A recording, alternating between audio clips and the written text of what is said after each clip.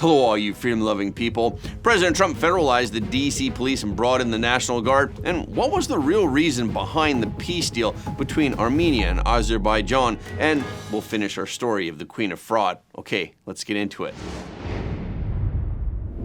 Today, President Trump invoked the D.C. Home Rule in order to place the D.C. Metropolitan Police Department under direct federal control for 48 hours and to deploy hundreds of National Guard troops to deal with the issue of crime. I'm announcing a historic action to rescue our nation's capital from crime, bloodshed, bedlam, and squalor, and worse. This is Liberation Day in D.C., and we're going to take our capital back. We're taking it back. Under the authorities vested in me as the President of the United States, I'm officially invoking Section 740 of the District of Columbia Home Rule Act. You know what that is? And placing the D.C. Metropolitan Police Department under direct federal control, and you'll be meeting the people that will be directly involved with that. President Trump can keep renewing this control for up to 30 days while notifying Congress.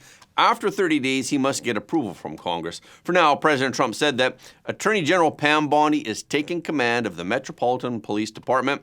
At the press conference today, President Trump explained that D.C. now has higher crime rates than many capitals, including Mexico City.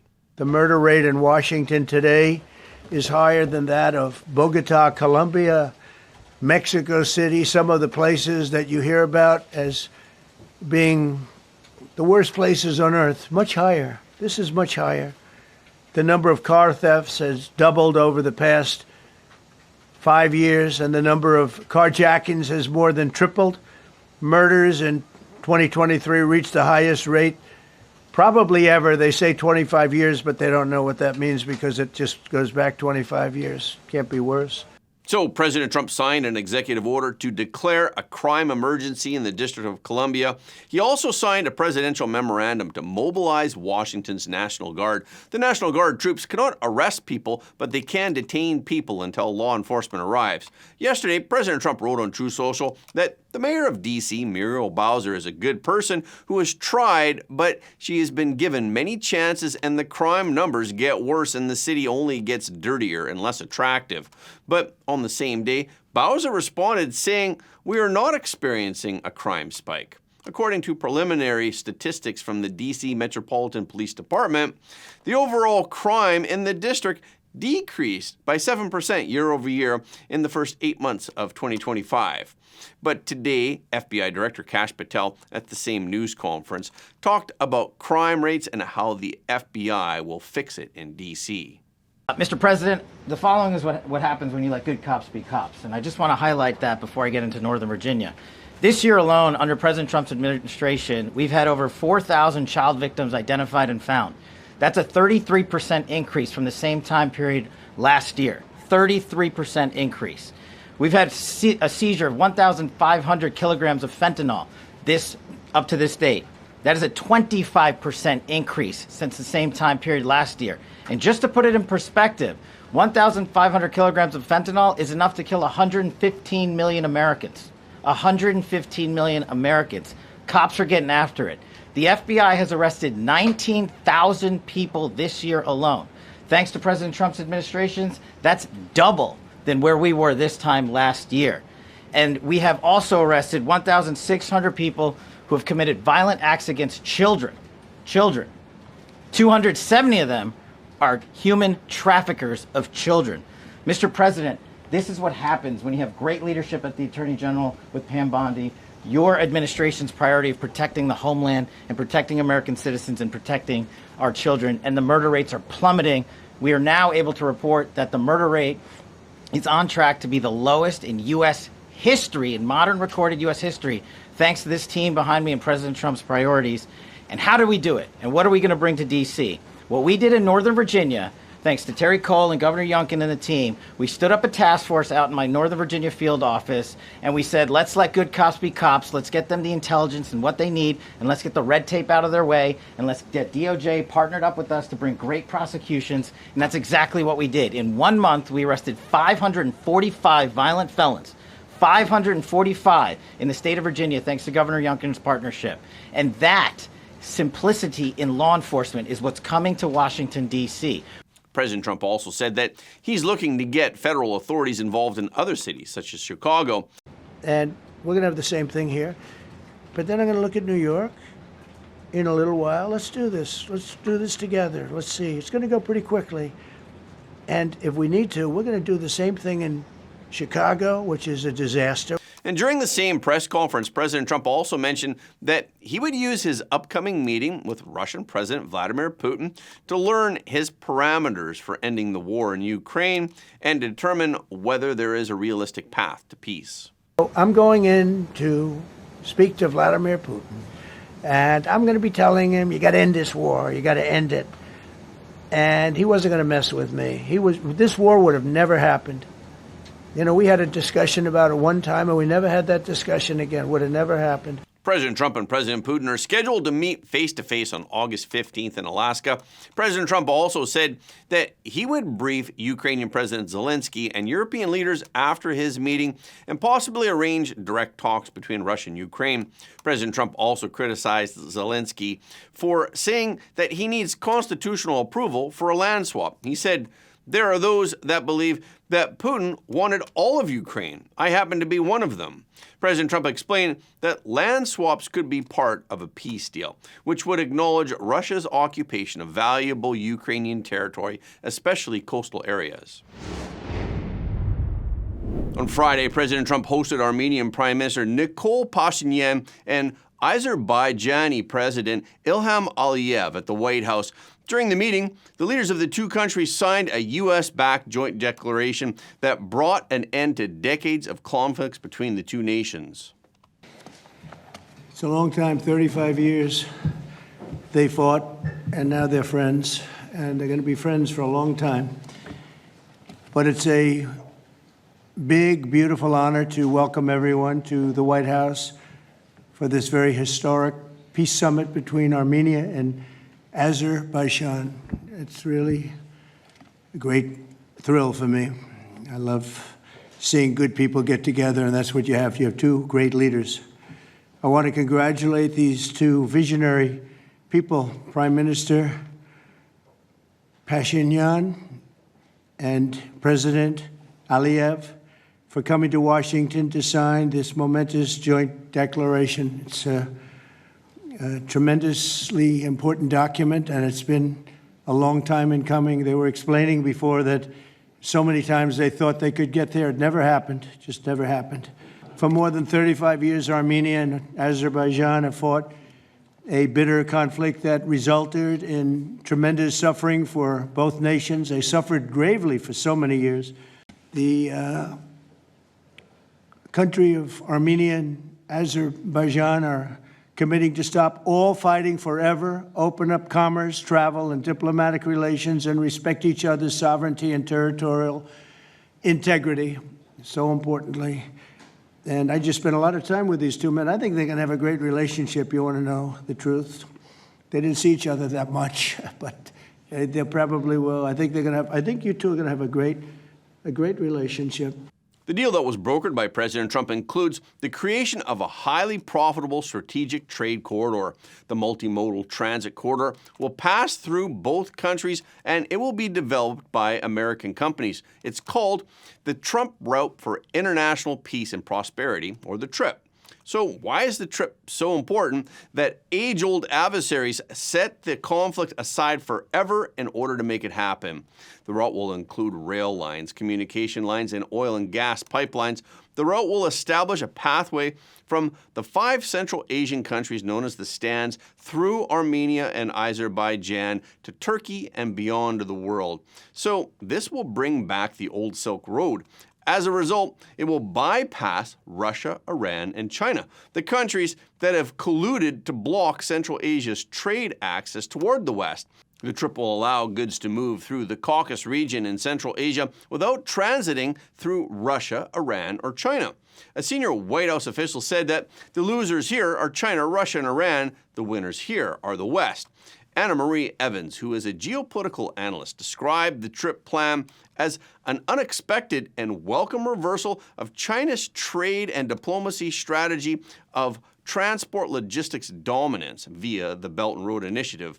Evans explained that China, for example, will likely see its investment in Georgia's Black Sea Anaclea port, part of the Middle Corridor, capturing a lower share of trade than originally forecast.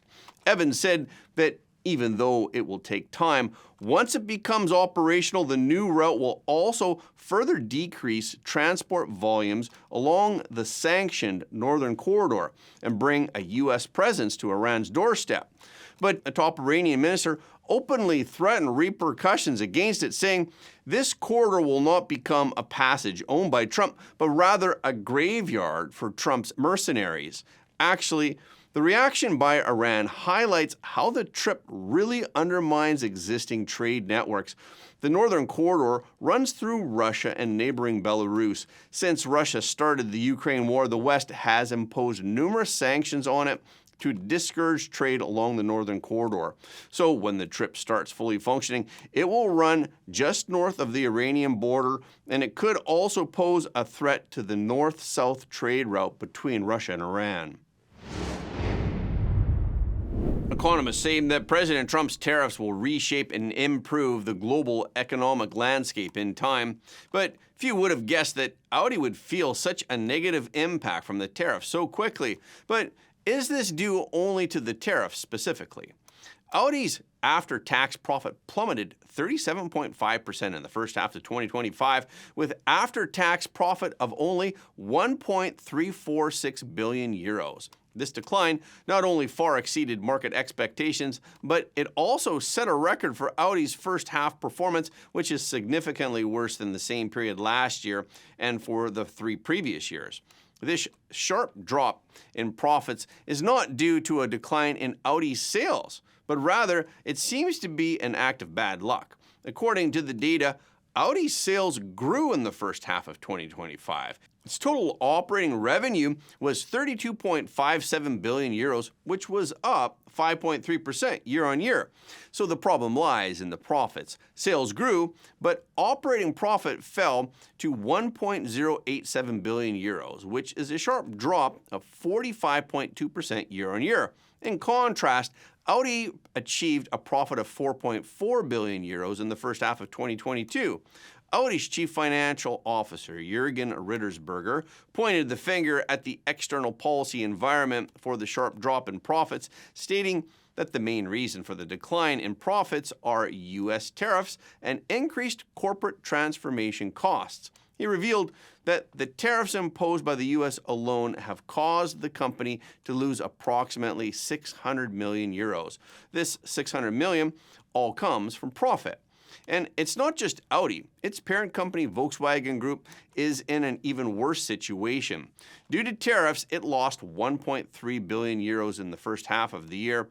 Volkswagen Group has directly stated that its 2025 annual performance completely depends on the U.S.'s future tariff policies. At the same time, Audi's profitability is also declining year by year. In the first half of 2025, Audi's operating profit margin plummeted to 3.3%, which is the lowest level since 2015. The profit margin for the same period last year was 6.4%. Looking further back, Audi's overall operating profit margin for the previous year was 9%. Looking even further back, Audi's operating profit margins for 2022 and 2021 were 12.2% and 10.4% respectively. Volkswagen stated that the decline in operating profit was mainly due to increased costs resulting from higher import tariffs in the United States, which amounted to an additional cost of up to 1.3 billion euros.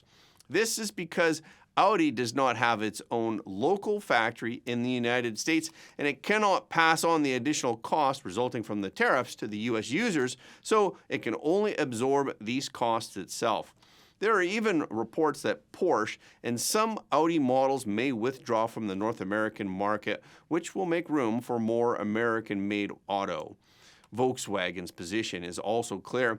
If there's no profit to be made, it will not continue to pour money into the market. Volkswagen's situation is not unique. In fact, the U.S. policy of imposing additional tariffs on EU car imports since April 3rd has become a sort of Damocles hanging over European car manufacturers, in particular for Germany, which is a major hub for the automotive industry.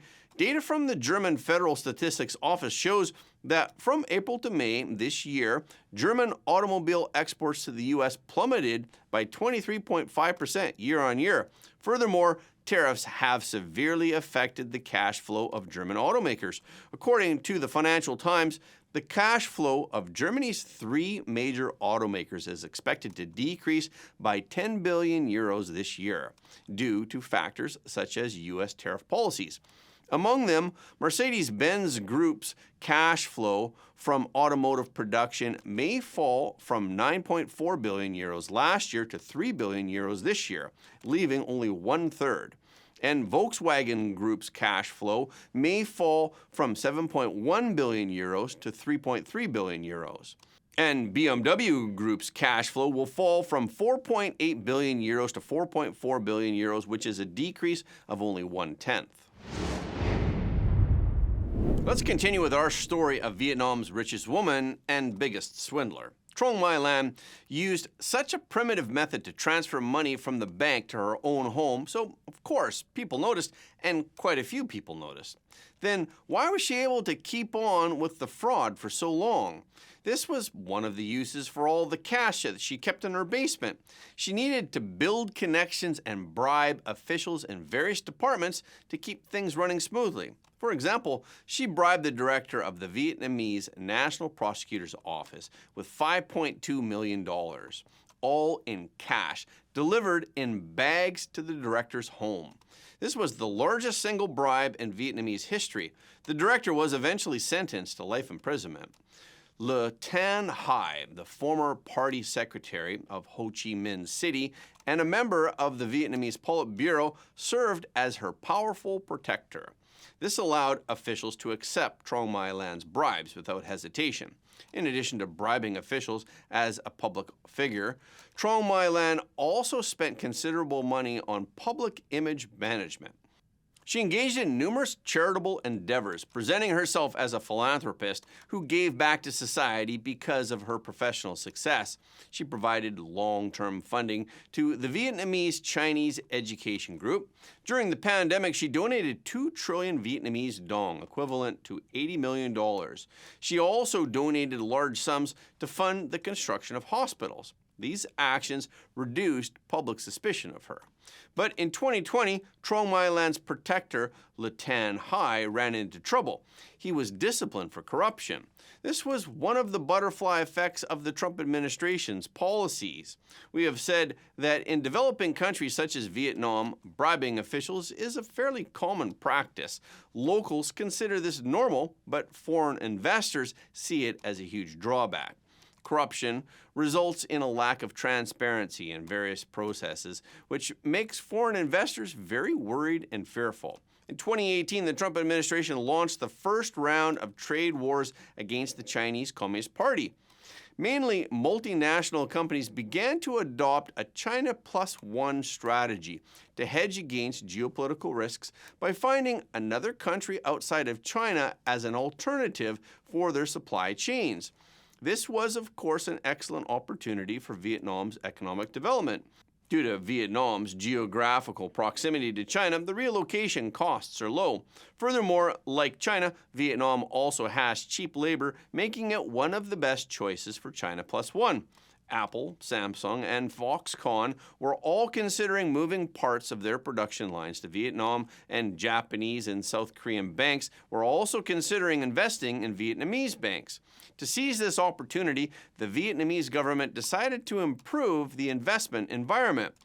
Prior to then, Vietnam had already launched an anti-corruption campaign called Blazing Furnace. At this point, anti-corruption efforts were further intensified. Officials were being brought down at an increasing rapid pace. Even top-level leaders were not spared. So far, 2 chairmen and 3 deputy prime ministers have been implicated in corruption cases, and 1/3 of the members of the Politburo have resigned due to corruption. In such a climate, it was no surprise that Trong My Lan's protective umbrella collapsed. 2 years later, the anti-corruption flame caught up with Trong My Lan. On an evening in October of 2022, Trong My Lan was arrested on allegations of bond fraud. Police raided her home and bank, uncovering 6 tons of evidence. Yes, you heard that right. Not 6 boxes, but 6 tons.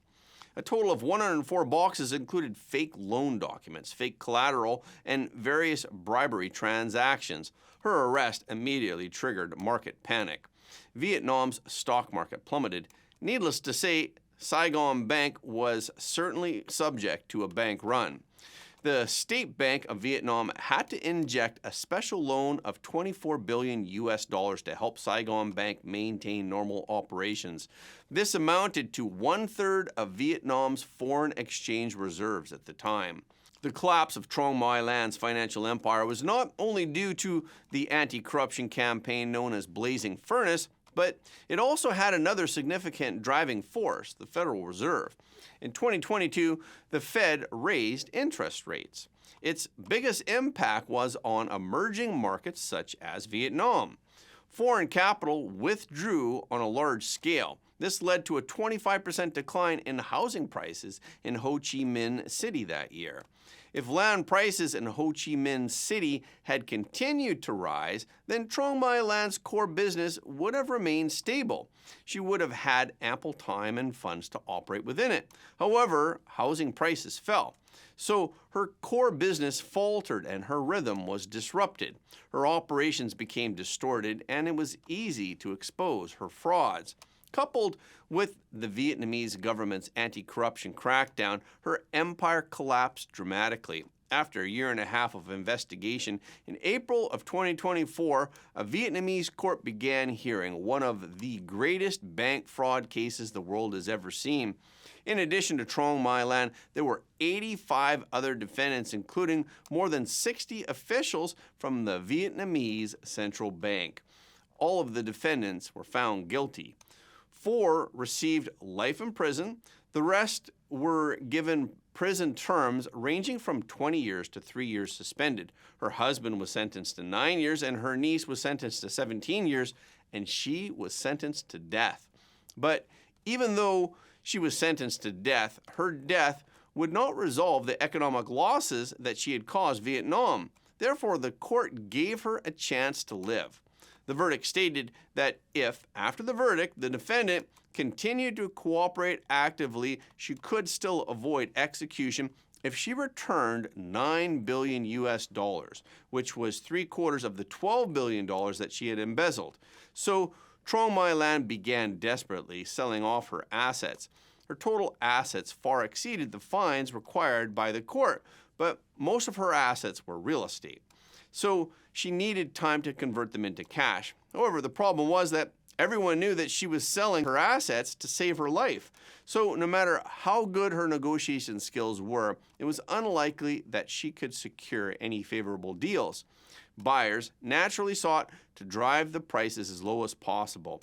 As a result, the actual cost that Trong My Lan paid was far greater than what was stipulated in the court's rulings. The latest development is that Lan has already received a reduced sentence on appeal earlier this year. So one may wonder, could a shrewd businesswoman like her come to her senses in prison? Even though she had moved so much money home from her banking operations, it all ended up being for nothing.